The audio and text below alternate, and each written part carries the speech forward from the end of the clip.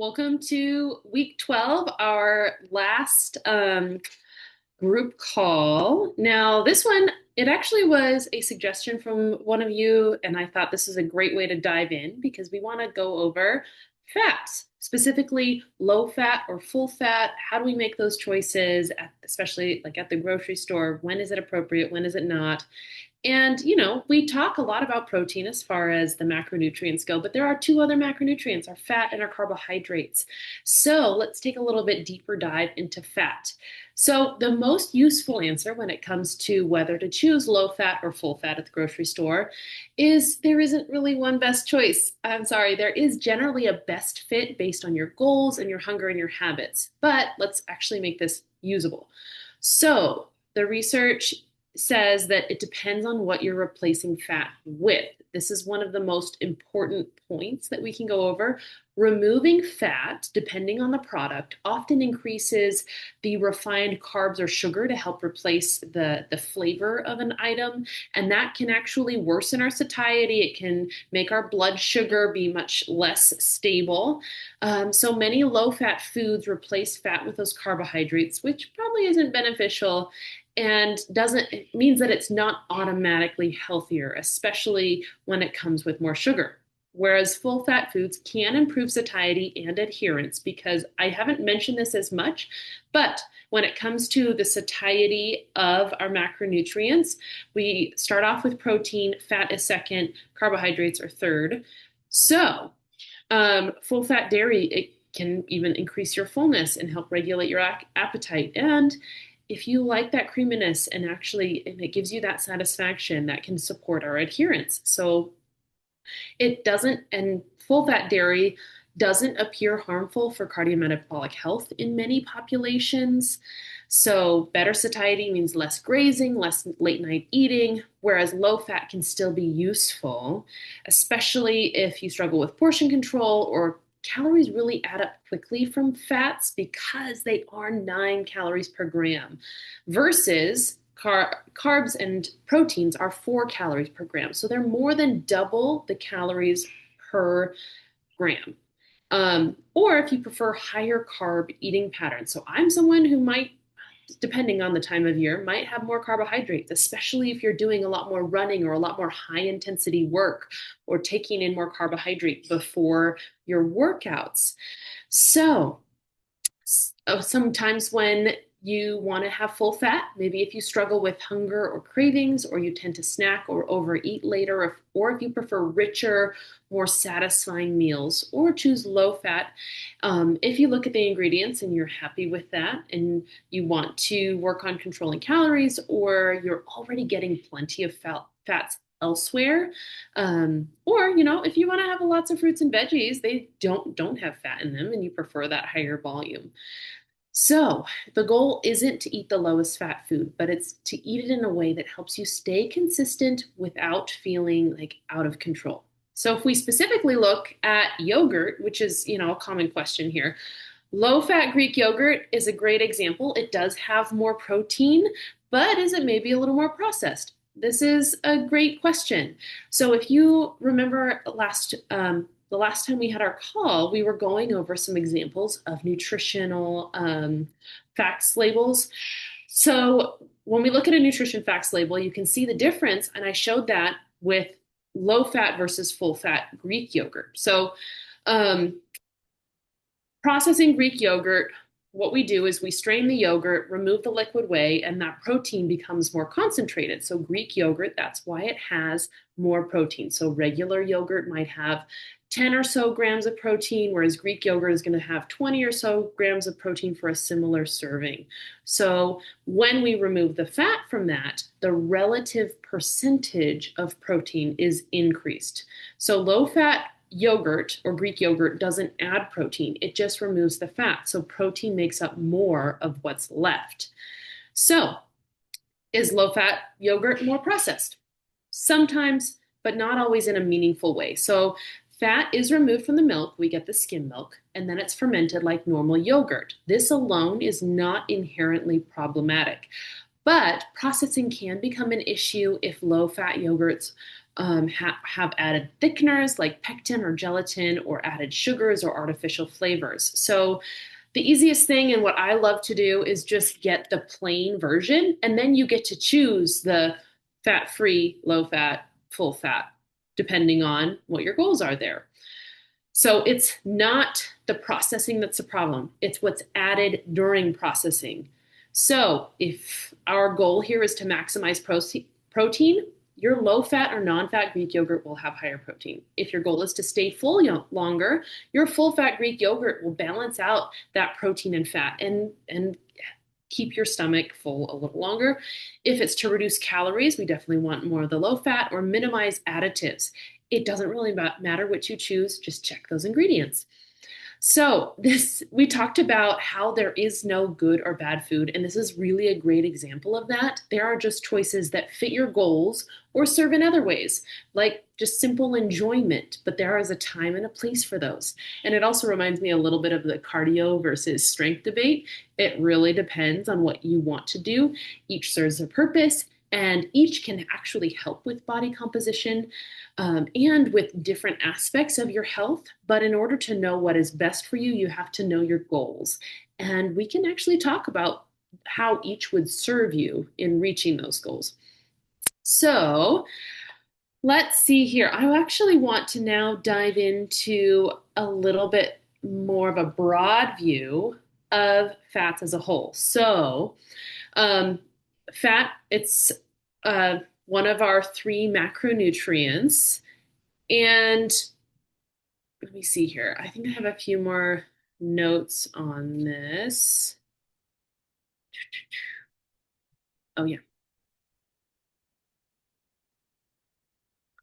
So just as a quick overview, we actually are not really thinking of low fat versus full fat when it comes to the question that really matters. What actually matters more is what type of fat is it, because there are different types of fat. What is it replacing? And can you adhere to whatever you're choosing? Can you improve the adherence? So when we look at weight loss, the difference between low fat and higher fat diets are actually small or negligible long term. What matters most is our adherence and our calorie intake, which it's not the fat percentage, it's adherence and calorie intake. So this is why I actually have you focus on getting the adequate amount of protein and let you determine the balance of carb or fat after this, as long as we focus on that calorie average over the entire week or month. So you actually get to decide, do I actually like carbs better? Do I like fats better? Like, is there a time and a place where I actually want higher carbohydrate because of my training load or my goals there? So, actually, a meta analysis in 2019 found that low carb, higher fat led to slightly more short term weight loss, but the differences were modest. But in the long term reviews, there was no clear winner when calories were controlled. So, low fat or low carb diets show similar effects on inflammation and on long term weight loss. So, there really is no magic for this. What matters is the overall pattern and consistency. Like, imagine how many times I've said consistency over the course of this entire program. So, number two, calories still matter. And like I said, those average calories over the course of the week or the month, they matter most for this. But fats can change some behavior because fat is more calorie dense. Like I mentioned earlier, 9 calories per gram versus 4 calories per gram for carbs and protein. And it can be more satiating for some people because it actually it sits longer in the stomach, it's slower digesting. So that kind of creates a trade off. So lower fat diets are easier to reduce calories, it can increase carbohydrates, which can increase hunger for some people and can feel a little more diet like, whereas higher fat diets have more satiety and fewer cravings, can reduce blood sugar swings because you have a more stable carbohydrate intake, and can feel more satisfying. But once again, much easier to eat, higher calorie there. So it really kind of can go either way as far as what matters best or what is the best choice for you. So let's talk about what types of fat actually matter more. So if you go into your go-to meal guide, I have a little like sample grocery list, and I actually have separated out some of our saturated and unsaturated fats. So the broad categories are saturated versus unsaturated fats. Our unsaturated, these are generally going to be the ones that are more liquid at room temperature, as makes it an easy way to tell that. But it's going to be our olive oil and nuts, seeds, fatty fish. These can improve our heart health markers. So replacing saturated fat with unsaturated fats, especially polyunsaturated fats, helps improve cholesterol and reduce our cardiovascular disease risk. Whereas saturated fats, these you can kind of think the ones that are more solid at room temperature. Now, these are not evil, but they are not unlimited. So our butter, our cheese, our fatty meats, the effect really depends on the context and the nutrient that it replaces. So, raising saturated fat tends to increase our LDL, our low density lipoproteins, but risk depends on our whole diet pattern. So, higher polyunsaturated to saturated fat ratio improves our LDL response. So, keep this in mind. It's not avoid butter forever. It's don't let saturated fat crowd out healthier fats. It's think about the ratio. We want more of that unsaturated to saturated ratio. Whereas trans fats, these, as an overall consensus, we want to generally avoid these. So trans fats, there are a few that are naturally occurring, but they are generally industrial trans fats, which are strongly linked to cardiovascular disease.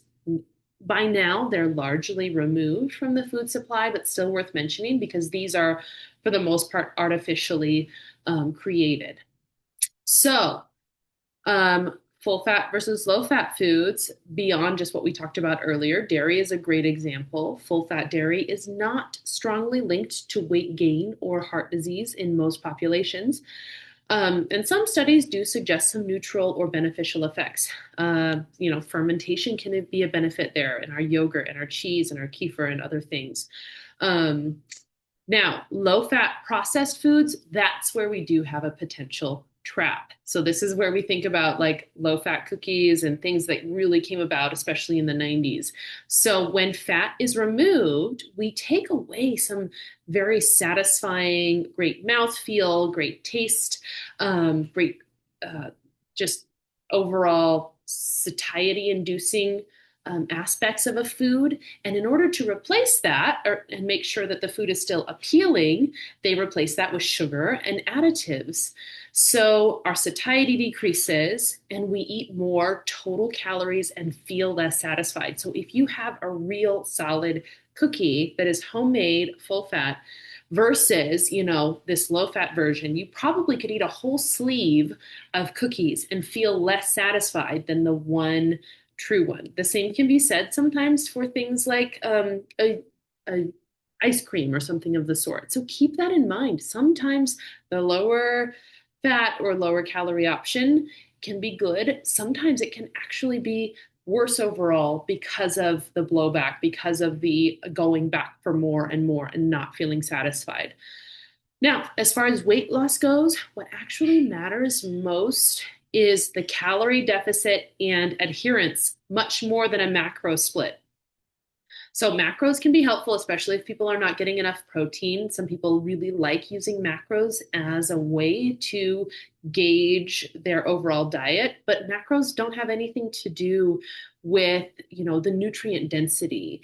And they can really tie you into a box. A lot of people that start looking at macros as a way to maintain weight will start finding meals that fit within their macros and then just stick with those meals because they're easy, which can be helpful. We have our go-to meals.